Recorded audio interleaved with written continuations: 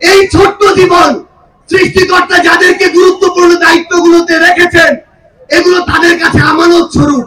আমরা যেন এই ছোট্ট জীবনে এত বড় দায়িত্বের আমানত গুলো দয়া করে খেয়ানত না করি। এই একবিংশ শতাব্দীতে নতুন আরেকটি অধ্যায় 2024।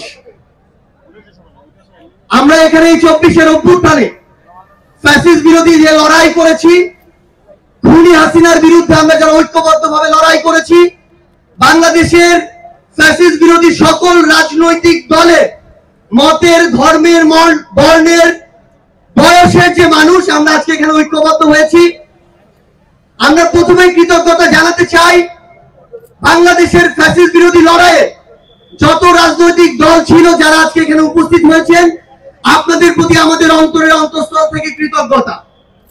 আমরা শুধু আপনাদেরকে একটা কথাই বলি, একটা অনুরোধ করি, আমরা বিশ্বাস করি যদি ওই 5 আগস্টে খুনি হাসিনা জান নিয়ে পালিয়ে যাওয়ার পরে আমরা এই বাংলাদেশ নিয়ে যে স্বপ্নগুলো দেখেছিলাম সেগুলো আমরা বাস্তবায়ন করতে চাই, তাহলে আমাদের এই রাজনৈতিক দলগুলোকে ঐক্যবদ্ধভাবে কাজ করতে হবে। আমাদের যে কোনো একটি বিষয়ে পক্ষে বিপক্ষে কথা থাকবে, যুক্তি তর্ক থাকবে, যেন আমরা ঐক্যবদ্ধভাবে করি।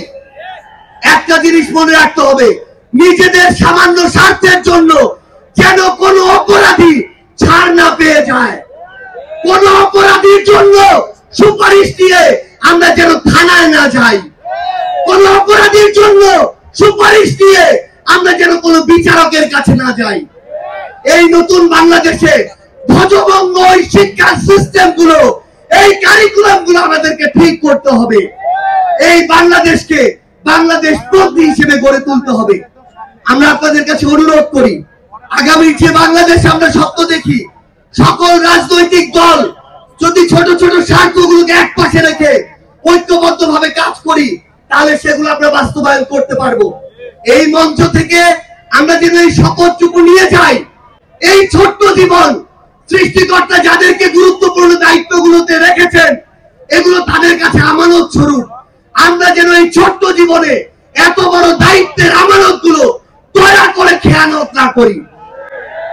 আমরা আপনাদের কাছে অনুরোধ করি, আমাদের রাজনৈতিক দলগুলোর মধ্যে কেন্দ্র থেকে ওই একদম গ্রাম পর্যন্ত, রুট পর্যন্ত যেন নিজেদের ভিতরে সুস্থ একটি প্রতিযোগিতা হয়। দয়া করে যেন আমরা কাউকে প্রতিপক্ষ না মনে করি। আমরা যদি যারা বড় রাজনৈতিক দল রয়েছি ছোটদেরকে ধীরে ধীরে সামনে এগিয়ে যেতে না দেই, তাহলে আমাদের মধ্যে ধীরে ধীরে এমন একটি মানসিকতা আসবে যে মানসিকতা হয়তো আমাদেরকে ধীরে ধীরে একটি স্বৈরাচারী আচরণের দিকে নিয়ে যেতে পারে। আমরা যেন সব সময়, আমি সহ আমরা সবাই খুনি হাসিনাকে দেখে যেন শিক্ষা নেই। আমরা আপনাদের কাছে অনুরোধ করি, আগামীর বাংলাদেশকে আমরা ঐক্যবদ্ধভাবে গড়ব। এবং একটা জিনিস শুধু মনে রাখবেন, দিন শেষে দেশ এবং মানুষের স্বার্থকে সবার আগে রেখে যদি আমরা এগিয়ে যেতে পারি, তাহলে আমাদের কাঙ্ক্ষিত বাংলাদেশ সম্ভব। আপনাদের সাথে লড়াইয়ের রাজপথে অথবা বিজয় দেখা হবে।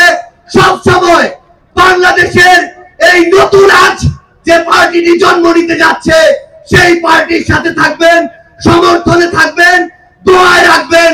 আপনাদের সাথে আবারও দেখা হবে রাজপথের সংগ্রামে অথবা বিজয়ে। ধন্যবাদ সবাইকে।